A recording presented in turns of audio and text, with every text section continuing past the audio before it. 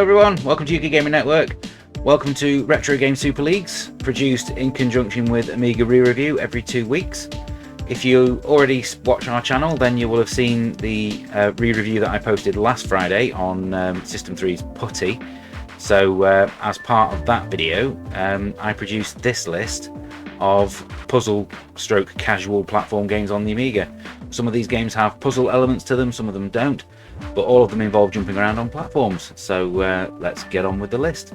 So in total, I've got 23 games to rank in this category, and we're going to be ranking them in the same way as usual, although I have adjusted the names of the categories slightly. So we now have essential, recommended, good, poor, or just plain rubbish.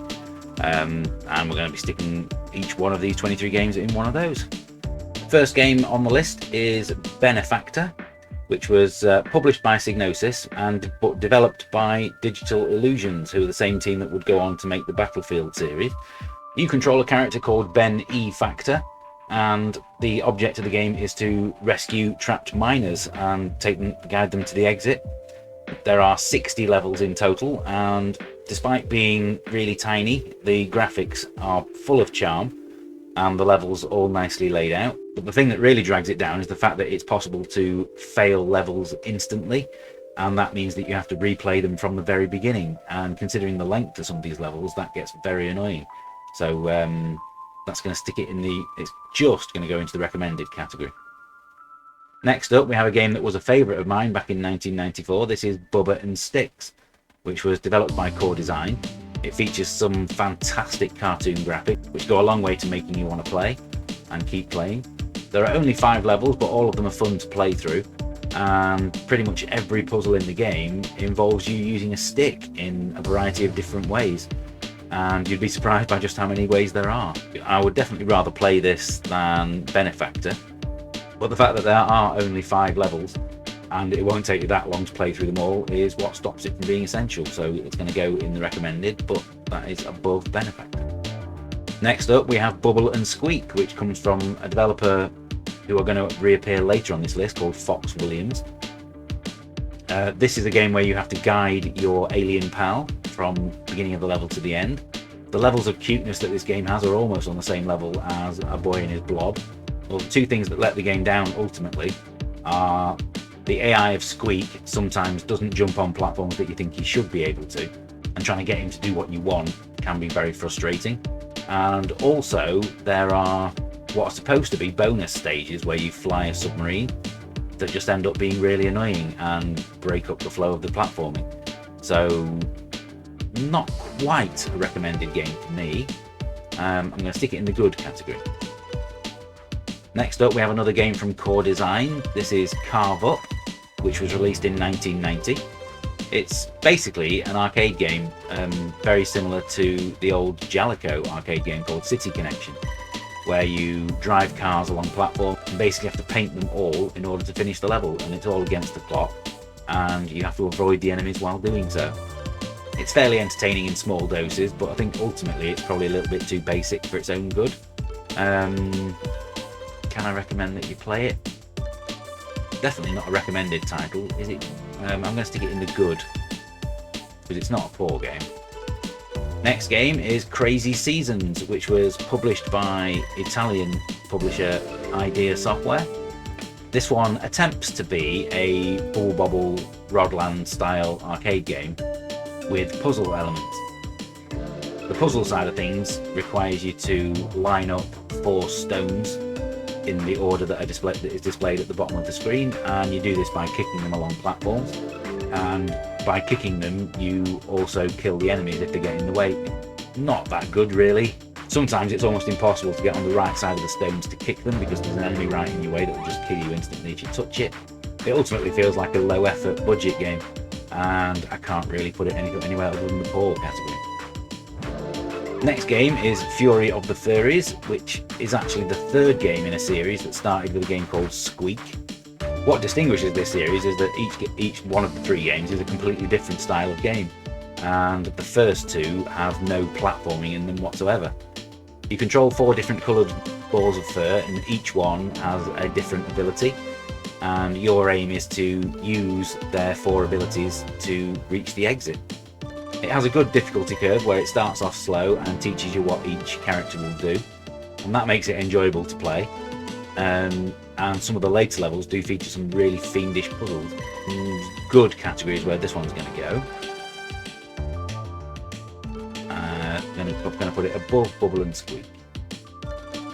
Next up, we have Globduel, which was also published by Psygnosis. This one came from a developer called X Animo Designs. It's got some excellent graphics in it, but ultimately it's the gameplay side of things that lets it down. It's obviously inspired by Putty. You can tell that just from looking at the central character. But due to the poor controls, it's really annoying doing something just as simple as navigating the levels. You do pick up objects such as keys and the like in order to solve the puzzle and get around the levels, but it's never entirely obvious how you're supposed to use them. And I can't really put this anywhere other than the poor category, but it's better than Crazy Seasons. Next up is Krusty's Super Funhouse, which is the other game from developer Fox Williams, also published by Audiogenic. This was a complete game made under a different name called Rat Trap, and if you search around on the internet, you can actually download a version of the game with that title. But it's a testament to how fun the game is, as to whether you're playing Krusty the Clown or whether you're playing a generic platform hero. It's still fun to jump around the levels and solve the puzzles. It's vaguely Lemmings-like in the way that you have to guide the rats from one end of the level to the other, but the puzzles themselves are actually a little bit too basic to be fully satisfying, and the novelty soon wears out. It's still much better than Bart vs the Space Mutants though. Good is where I'm putting this one, just below Bubble and Squeak. Next we have The Lost Vikings from developer Silicon and Synapse, who are better known these days as Blizzard. This is an absolute classic of the genre, with great graphics, great characters and great puzzles. If you don't know what The Lost Vikings is, you control 3 different Vikings, each one with a different ability, and you have to get from one end of the level to the next. In 1993, when this came out, the idea of controlling 3 characters with different abilities was actually a bit of a novelty, but you can always tell how good a game is by how much influence it's had over the industry, and this has influenced dozens of games from the Trine series to the Cave. There's nowhere else this can go other than the Essential. Next up we have Morph, which was developed by Peter Johnson, who in his time with Ocean Software produced the Amiga versions of Arkanoid 2, Whizball and Robocop. Basically the idea is that you once again have to work out how to get your character from one end of the level to the other by changing abilities. But the idea here is that your character can morph into different shapes and sizes, whether that's a bowling ball, a rubber ball, or a floating cloud. It's a good concept and it's got some very nice presentation, but ultimately it's a little bit restrictive in what you can and can't do. I think giving the player more freedom to experiment would have gone a long way to making this a more enjoyable game. I'm going to put this in the good category, just below Krusty's Super Funhouse. Next up we have a game called Night Shift, which was made by Lucasfilm Games back in 1990. And if anyone out there can tell me how you actually play this game, I'd be very appreciative. It's a fantastic idea where you control a night worker producing lots of toys based on Lucasfilm properties. But even with the manual, it's virtually impossible to work out what you're supposed to do. But fortunately, from a gameplay point of view, jumping around the machine and messing around with all the different switches and seeing what they do is actually really good fun. But the fact that it's just ultimately so complicated means I definitely can't put it in the recommended category. This one's going to go in good, but below Morph.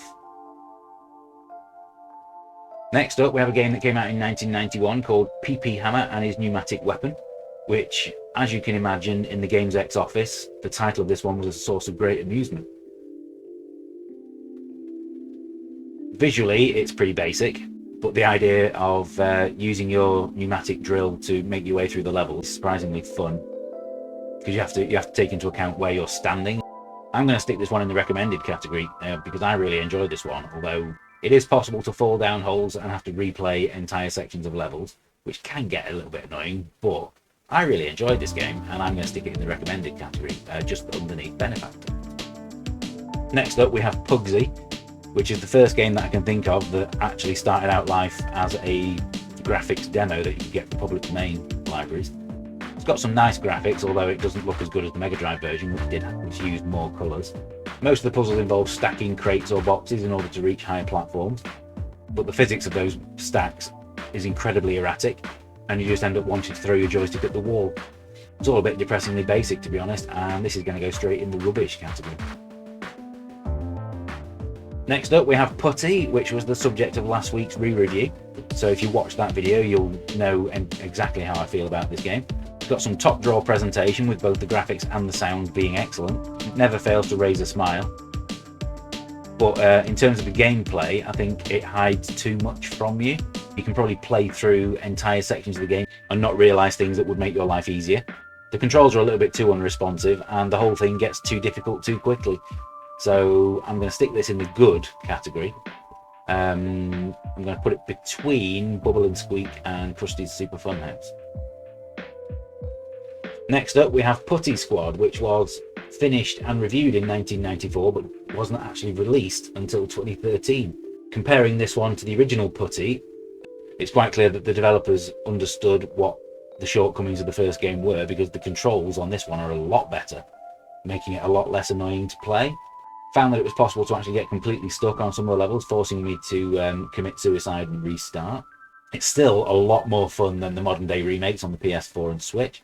I'm definitely going to put this in the recommended category. I think I'm going to put this just below Bubba and Sticks.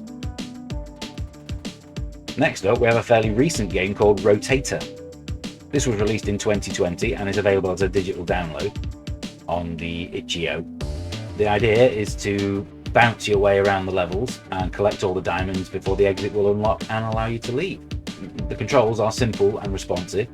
Some of the levels do get frustrating because the time limits are a bit short, but it has a really nice touch to it where, and just like the Killing Game Show, if you opt to restart a level, you'll get to watch a replay of your last attempt, and you'll be able to take over the control of that replay at any point, saving you the bother of having to replay everything yourself.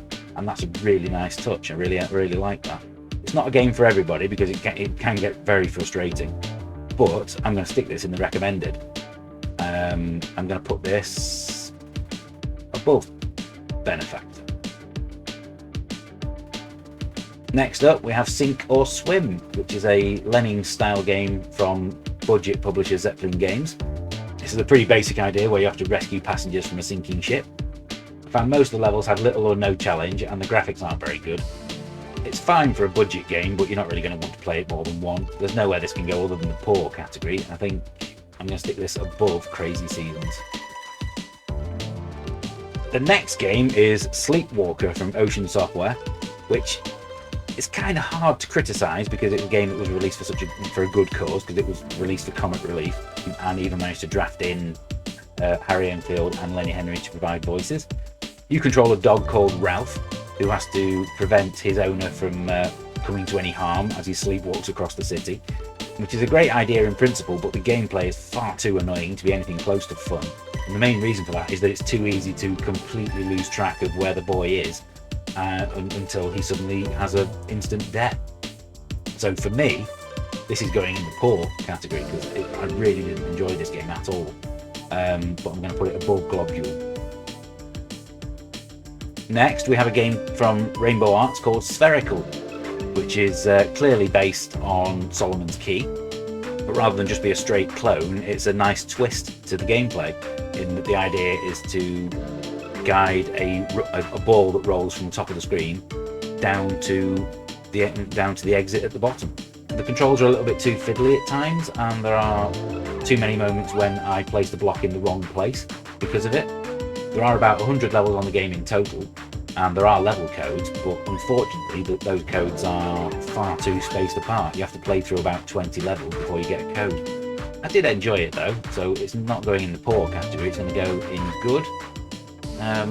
Probably down about where Night Shift is. I think I'll put it above Night Shift. Next we have a game called Steg the Slug, which was published by Codemasters. Codemasters from time to time had a tendency to release games where they were just basically a novelty, and the novelty of playing as a slug wears off very thin. The objective is to feed lava to your fellow slugs, which you do by encasing them in bubbles so that they float upwards to them. There are power-ups that are supposed to make your life easier, but some of them, such as the mechanical legs that you can pick up, are just utterly useless, and you end up having to stand around and wait for that power-up to run out before you can carry on playing the level. But what's going to drag this down into the rubbish category is the really annoying piece of music that just grates as you play. So I'm going to put this in the rubbish, but below Pugsy, in fact. Next up, we have a game called Stormlord, which was released in 1989 by Hewson. It was a conversion of the Spectrum game that was made by Raphael Checo, the programmer of First Samurai, but something got lost in the conversion to the Amiga. The graphics lacked the charm of the Spectrum original. The gameplay, with its very basic puzzles, was probably fine in the 8-bit era, but you would certainly expect a lot more from a game on the Amiga. I can't put this anywhere other than the poor category, to be honest. And I'm going to put it above Globule. Next up, we have Troddlers from the Sales Curve, which is an excellent combination of Solomon's Key and Lemmings. It's got some very well thought out controls that makes placing blocks incredibly easy, and it's got a great difficulty curve where the opening levels are all nice and simple, and the complexity and difficulty just gets slightly more with each progressive one. I especially like the fact that all the levels have got really long time limits on them, meaning that it's possible to mess up completely and still win the level. It does also feature a 2-player mode that was a little bit disappointing, but that's not going to stop me putting it in the essential category. But The Lost Vikings is still top of the pile for me. And so for the final game on the list, we have or UG, depending on how you want to pronounce it, which was released by Playbyte. And if you want to pin down what it is, it's essentially a platform game version of Crazy Taxi set in prehistoric times, because of course it is. The gameplay to this one is fast, smooth and very addictive. Flying around the levels is great fun thanks to the fantastic physics engine. But what's really going to make me put this in the recommended category is the absolutely hilarious 2-player mode, which manages to be both cooperative and competitive at the same time, because you basically both fly around on the screen together, and you're supposed to work together to take passengers, but you just end up fighting with each other over who gets to take each one, and I had lots and lots of fun with it back in the day. So for me, I think I'm going to put this above Putty Squad in the recommended category. So there we go, that's all 23 games in the casual stroke puzzle category. If you disagree with any of my placements, then please do let me know in the comments. If there's any games that you think I've missed, also please let me know about those, because although I do try to put as many games as I can into these lists, and I have replayed all of these in the last 7 days prior to recording, there are going to be games out there that I didn't know existed. So any help locating these games would be appreciated. So thank you for watching.